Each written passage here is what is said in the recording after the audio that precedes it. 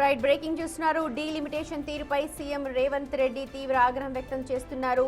అభ్యంతరం వ్యక్తం చేస్తూ ప్రధానమంత్రికి ఒక లేఖ కూడా రాశారు. నియోజకవర్గాల పెంపు విషయంలో దక్షిణాది రాష్ట్రాలకు అన్యాయం జరగకుండా జాతీయ స్థాయిలో విస్తృత చర్చలు జరపాలని చెప్పి ముఖ్యమంత్రి రేవంత్ రెడ్డి ప్రధానమంత్రి నరేంద్ర మోదీకి ఒక లేఖ రాశారు. అన్ని రాజకీయ పార్టీలతో అఖిలపక్ష సమావేశాన్ని ఏర్పాటు చేయాలని అందులో కోరుతున్నారు.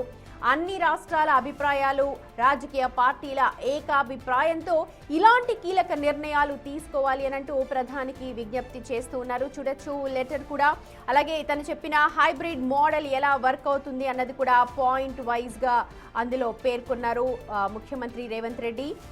ఇవాళ ఒక లేఖని డ్రాఫ్ట్ చేశారు. ప్రధానమంత్రికి డీలిమిటేషన్ పద్ధతిపై తన అభిప్రాయాన్ని అందులో వెలుబుచ్చారు. చూడొచ్చు, విమెన్స్ రిజర్వేషన్ బిల్ కావచ్చు, లేకపోతే డీలిమిటేషన్కి సంబంధించి చర్చ జరగాల్సిన అవసరం ఉంది. ఇలాంటి ఇంపార్టెంట్ విషయాలపైన తప్పకుండా చర్చ జరగాలి అని అంటూ ఉన్నారు. దానిలో భాగంగానే ఆయన ఒక లెటర్ని రాశారు. ఒకసారి చూద్దాం లెటర్ సారాంశాన్ని. I'm writing with your sense of urgency. అంటే ఇప్పుడున్న ఈ ఎమర్జెన్సీ పద్ధతిలో ఒక రెస్పాన్సిబుల్గా ఫీల్ అయ్యి నేను ఈ లెటర్ని డ్రాఫ్ట్ చేస్తున్నాను. మీకు 3 ఇంపార్టెంట్ విషయాలు ఏవైతే ఉన్నాయో రేపు 16, 17, 18 తేదీలో ఇంపార్టెంట్ సబ్జెక్ట్స్ని డిస్కస్ చేస్తున్నారో, ఒకటి విమెన్స్ రిజర్వేషన్, రెండోది నేషనల్ డీలిమిటేషన్, మూడోది increase in seats of Lok Sabha స్థానాల పెంపు, అలాగే డీలిమిటేషన్, విమెన్స్ రిజర్వేషన్. ఈ 3 అంశాలకు సంబంధించి ఆయన అభిప్రాయాన్ని అందులో వెలిబుచ్చారు. State of unequal terms that the Indian National Congress fully supports women's reservation bill. Women's reservation ki tama sampurna maddatu untundi. Alage kindly immediate implement of Lok Sabha as it is current 543 seats and even for all state assemblies. Political empowerment of women is not merely a legislative thing అని చెప్పి ఆయన అభిప్రాయాన్ని వ్యక్తం చేశారు. అలాగే delimitation process ఎప్పుడైతే 1970లో ఆగిపోయిందో అప్పటి పరిస్థితులను, అలాగే 25 ఏళ్ల పాటు ఎందుకు ఆగిపోవాల్సి వచ్చింది, ఇలాంటి మొత్తం డీటెయిల్డ్గా ఒక లెటర్ని అయితే ప్రధానమంత్రి నరేంద్ర మోదీకి డ్రాఫ్ట్ చేశారు. మొత్తం కూడా 3 పేజీల సారాంశాన్ని మనం చూస్తూ ఉన్నాము. ఎలాగా హైబ్రిడ్ మోడల్, నిన్న ఎలా అయితే ప్రెస్ కాన్ఫరెన్స్లో తన హైబ్రిడ్ మోడల్ని పొందుపరిచారో, ప్రోరేటా బేసిస్ మీద సగం, అలాగే మెరిట్ బేసిస్ మీద సగం, అలాగా డివైడ్ చేసి రిజర్వేషన్స్ని కేటాయించాలి అని అంటూ తన ప్రతిపాదనని కూడా అందులో పెట్టారు. చూడొచ్చు ఆ లెటర్లో మొత్తం కూడా. మా ప్రతినిధి శివ జాయిన్ అవుతూ ఉన్నారు మనతో లైవ్లో పూర్తిగా డీటెయిల్డ్గా అనాలిసిస్ అందించడానికి. రైట్ శివ, నిన్నటి నుంచి కూడా ముఖ్యమంత్రి రేవంత్ రెడ్డి, తెలంగాణ సీఎం రేవంత్ రెడ్డి తన వాయిస్ వినిపిస్తున్నారు. డీలిమిటేషన్ పద్ధతి ఇంప్రాపర్గా జరుగుతోంది, దక్షిణాది రాష్ట్రాలకు అన్యాయం జరుగుతోంది అని చెప్పి. అలాగే ఇవాళ తమిళనాడు సీఎం స్టాలిన్ కూడా ఇప్పుడు గొంతు కలుపుతూ ఉన్నారు. ఫస్ట్ లెటర్ డ్రాఫ్ట్ గురించి ఒకసారి డీటెయిల్గా మాట్లాడుకుందాం. దీంట్లో సారాంశం ఏంటి? రైట్ సుమతి, తెలంగాణ సీఎం రేవంత్ రెడ్డి మొదటి నుంచి కూడా డీలిమిటేషన్ అంశాన్ని వ్యతిరేకిస్తూ ఉన్నారు. అంటే ఆ డీలిమిటేషన్, మహిళా రిజర్వేషన్ బిల్లు రెండు కూడా వేరువేరు అంశాలను కూడా స్పష్టం చేస్తూ ప్రధాని నరేంద్ర మోడీకి బహిరంగంగా ఒక లేఖ రాశారు. ఈ లేఖలో మొదటి నుంచి కూడా డీలిమిటేషన్ వ్యతిరేకిస్తున్నాము, అంటే సరైన పద్ధతిలో అది చేయడం లేదు, దాని ద్వారా ఆ డీలిమిటేషన్ చేయడం ద్వారా, దాన్ని ఇంప్లిమెంట్ చేయడం ద్వారా దక్షిణాది రాష్ట్రాలకు నష్టం వాటిల్లుతుంది అనేది ప్రధానంగా చెప్తూ ఉన్నారు. అంటే ఒకవేళ డీలిమిటేషన్ జరిగితే దక్షిణాది రాష్ట్రాలతో సంబంధం లేకుండా, అవసరం లేకుండానే కేంద్రంలో ఇటు కేంద్ర ప్రభుత్వంలో ఉండే పార్టీలు ఏవైతే ఉన్నాయో అధికారంలోకి వచ్చే అవకాశం ఉంటుంది, దాని ద్వారా దక్షిణాది రాష్ట్రాలు నష్టపోతాయి అన్ని విధాలా అనేది సీఎం రేవంత్ రెడ్డి ఈ అంశాన్ని లేవనెత్తుతూ ఉన్నారు.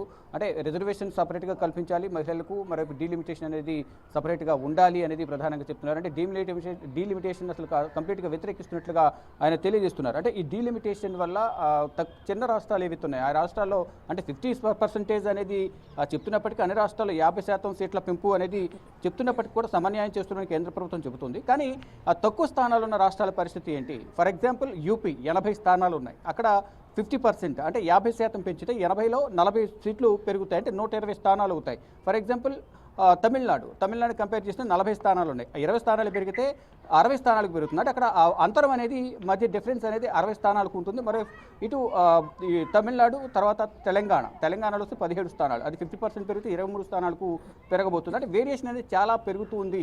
ఢిల్లీ విషయానికి వస్తే ఢిల్లీలో 7 స్థానాలు ఉన్నాయి, అది 50% అంటే 3 స్థానాలు, అంటే దాదాపు 10-11 స్థానాలకు పెరిగే అవకాశం ఉంటుంది. దీని ద్వారా చిన్న రాష్ట్రాలు చాలా వరకు నష్టపోతాయి అనేది చెప్తున్నారు. దానిలో మరి ముఖ్యంగా దక్షిణాది రాష్ట్రాలు ఏవైతే దక్షిణాది రాష్ట్రాలన్నీ కూడా తీవ్రంగా నష్టాన్ని ఎదుర్కోవాల్సి ఉంటుంది. కేంద్ర ప్రభుత్వం ఆర్థికంగా ఇటు రాష్ట్రాల అభివృద్ధికి సహకరించదు. ఫర్ ఎగ్జాంపుల్, ఒకవేళ ఈ డీలిమిటేషన్ ద్వారా వచ్చే స్థానాలు ఏవైతే ఉన్నాయో, కేంద్ర ప్రభుత్వం అయితే 850 స్థానాలకు ప్రతిపాదన పెట్టింది. దానికి సంబంధించి లేఖలన్నీ కూడా అన్ని రాష్ట్రాలకు సంబంధించిన లోక్సభ ఎంపీలకు లేఖలు పంపించింది. అంటే ఇటు రాష్ట్రాలకు సంబంధించి 815 స్థానాలు, కేంద్ర పాలిత ప్రాంతాలకు సంబంధించి 35 స్థానాలు, అంటే మొత్తం 850 స్థానాలు పెంచేందుకు ఒక ప్రపోజల్ను ప్రతిపాదనను ఎంపీలందరికీ కూడా పంపించారు. కానీ దానికి చర్చ జరిగిన తర్వాత అన్ని రాజకీయ పార్టీలు దాన్ని అంగీకరించాల్సి ఉంటుంది. దాని ప్రాతిపదికనే ఈ నియోజకవర్గాల పునర్విభజన జరిగిన తర్వాత సీట్ల సంఖ్య అనేది పెరుగుతుంది. కానీ 816 స్థానాల వరకు మాత్రమే పెరిగే అవకాశం ఉంటుందని చెప్తున్నారు. ఒకవేళ 816 స్థానాలు చేస్తే కనుక దాంట్లో మ్యాజిక్ ఫిగర్ అనేది 408 స్థానాలు.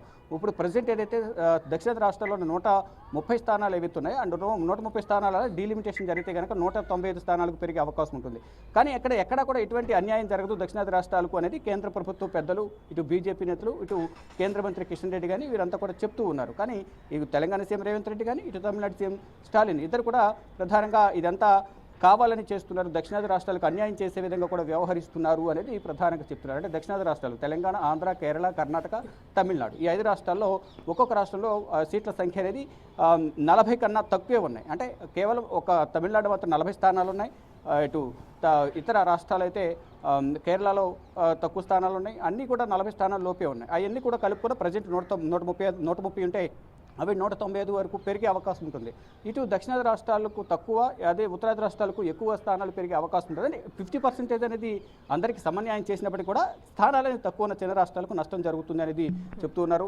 ఇటు మహిళా రిజర్వేషన్ బిల్లు, అలాగే ప్రధానంగా ఈ డీలిమిటేషన్, ఈ రెండు కూడా వేరువేరుగా చూడాలి అనేది కూడా, ఈ వేరువేరు అంశాలను కూడా సీఎం రేవంత్ రెడ్డి కూడా స్పష్టం చేస్తున్నారు. రేపు ఖర్గే నివాసంలో ఇండియా కూటమి సమావేశం కాబోతోంది. దీని మీద ఏమైనా ఒక ప్రణాళికను తీసుకొచ్చే అవకాశం, రాష్ట్రాలను కూడా బయటకు వచ్చి దీనిపై ఆందోళన నిర్వహించే అవకాశం ఉంటుంది. గతంలో ఏదైతే రైతు చట్టాలు, రైతు నల్ల వ్యతిరేక చట్టాలు ఏవైతే తీసుకొచ్చారో అప్పుడు రైతాంగం అంతా కూడా రోడ్లపైకి వచ్చి కేంద్ర ప్రభుత్వానికి వ్యతిరేకంగా నినాదాలు, నిరసనలు, ఆందోళన నిర్వహించిన నేపథ్యంలో నల్ల చట్టాలు ఏ విధంగా అయితే కేంద్ర ప్రభుత్వం వెనక్కి తీసుకుందో, ఇప్పుడు డీలిమిటేషన్ కనుక ఇంప్లిమెంట్ చేస్తే ప్రజలందరూ కూడా, రాజకీయ పార్టీలందరూ కూడా రోడ్లపైకి వచ్చి నిరసన తెలియజేసే అవకాశం ఉంటుంది. దానిలో భాగంగా రేపు ఖర్గే నివాసంలో ఇండియా కూటమి సమావేశం కాబోతోంది. దీని మీద ఏదైనా విధి విధానాలు రేపు జరగబోయే 16, 17, 18లో జరగబోయే ఈ 3 అంశాలు వేరువేరుగా, ఇప్పుడు లెటర్లో ప్రస్తావించిన 3 అంశాలు వేరువేరు, కానీ ఇంటర్లింక్ ఉంటే కనుక ఖచ్చితంగా మిగిలిన రాష్ట్రాల అభిప్రాయాలు కూడా తీసుకోవాలని అన్నారు. మరి రేపు జరిగే ఇండియా కూటమి సమావేశంలో దీని మీదనే ప్రధాన ఎజెండా ఉండే అవకాశం ఉందా? డెఫినెట్గా ఈ రిజర్వేషన్ బిల్లు, డీలిమిటేషన్, దీనికి సంబంధించి ఇండియా కూటమి సమావేశంలో చర్చించబోతున్నారు.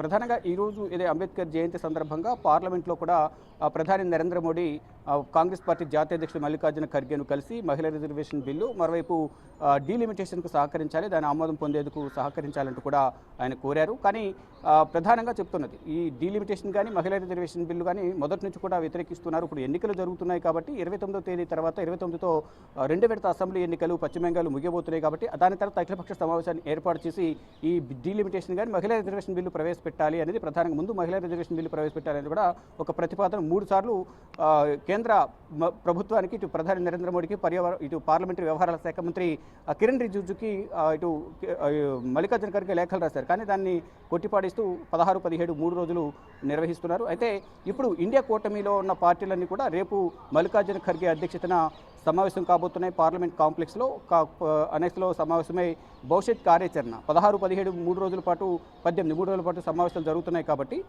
దీన్ని ఏ విధంగా అపోజ్ చేయాలి. ఇప్పటికే డీలిమిటేషన్ వ్యతిరేకిస్తున్నారు. డీలిమిటేషన్ వేరు, మహిళా రిజర్వేషన్ బిల్లు వేరు, ఈ రెండింటి వేరువేరుగా చూడాలనేది ప్రధానంగా తెలంగాణ సీఎం రేవంత్ రెడ్డి కానీ, తమిళనాడు సీఎం, ఇటు కాంగ్రెస్ పార్టీ అగ్రనేతలు కానీ, ఇటు ఇండియా కూటమికి సంబంధించిన నేతలందరూ కూడా చెప్తూ ఉన్నారు. కానీ ఇప్పుడు రేపు డీలిమిటేషన్ ఇదే ఎజెండాగా రేపు ఇండియా కూటమి సమావేశం అనేది జరగబోతుంది. ఈ సమావేశంలో దీన్నే ఎజెండాగా తీసుకుని ఏ విధంగా ఉభయ సభల్లో ఏ విధంగా దీన్ని వ్యతిరేకించాలి, ఏ విధంగా చర్చ చేపట్టాలి అనే అంశాలపై ప్రధానంగా చర్చించబోతున్నారు.